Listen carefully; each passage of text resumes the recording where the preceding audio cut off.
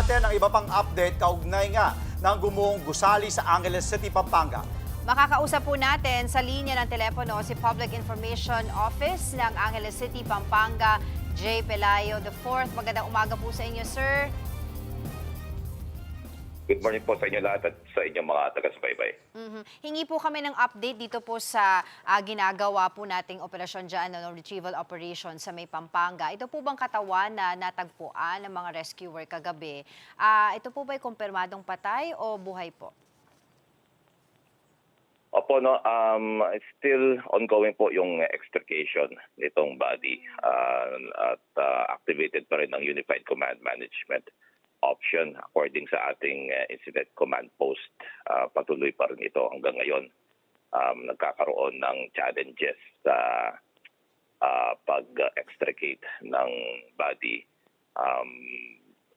kasi baka po sa sobrang pagkakaipit kung hindi tayo magiging maingat, baka may yung worst is mahirapan tayong makuha ng buo yung body, no.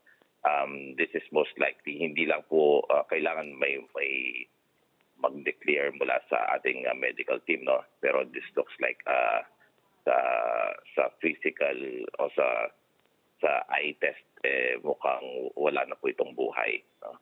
So hanggang ngayon po ay nagpapatuloy po yung extrication of the body. Pero Sir J, ilan na po ba yung kumpirmadong nasawi, yung mga sugatan at yung iba pa pong nawawala? Okay po. Sa ating official na tala, nasa 4 pa rin po, no, yung ating fatality. Once na-extricate po ito at officially na i-declare na ng ating mga kasamahan sa DOH, magtataas po ito.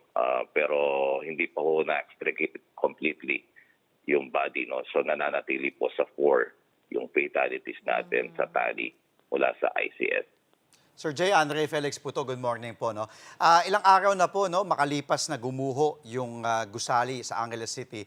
May initial findings na po ba kung ano ba talaga yung sanhi ng pagguho ng gusali? Nakausap nyo na rin po ba ang contractor at yung pinagana po na may-ari ng gusali?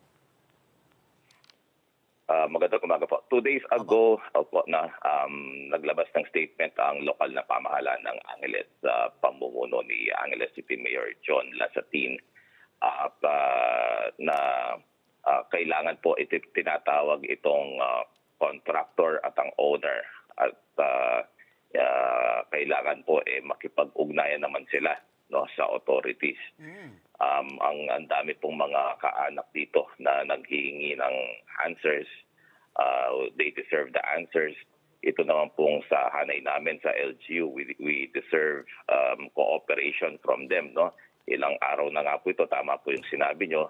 Lahat po ng mga available na resources na ginagawa natin, pati national government, pati mga karatig LGUs, nagbabayanihan po dito.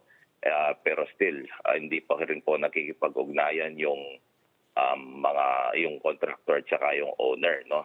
So the public also deserve accountability, and accountability starts by showing up, no. So pero kahapon po nandito po si Secretary John V. Cremulyan ng DILG, ang support po niya sa atin. Sabi niya, huwag niyo munang problemahin yung fault finding. Let's focus on search and rescue. And kami po, sabi niya, yung ahensya ng DILG tutulong dito sa investigation, no, na pangungunahan daw po ng CIDG. Well, we understand po yung challenges sa paggawa po ng operasyon dito. Pero bakit po tayo bumalik sa search and rescue operations? Opo, maganda naman po ang punto ni Secretary John V. Cremulyan, no. Binalikan niya yung may mga instances noon panahon na as long as 2 weeks nagpagminsan ho meron pa ho tayong kahit pa paano mga miracles na natagpo ang may survivors, no.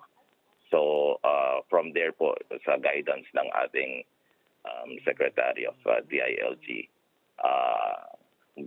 ganun pa rin po, no? Search, rescue, retrieval, and management of the missing. Sir Jay, nabanggit nyo nga po no, si Mayor John Lazatin po ng Angeles. Paano po tinitiyak ng LGU po ng Angeles City na hindi na po mauulit yung ganitong klaseng trahedya, lalo na sa mga construction ng mga bagong gusali?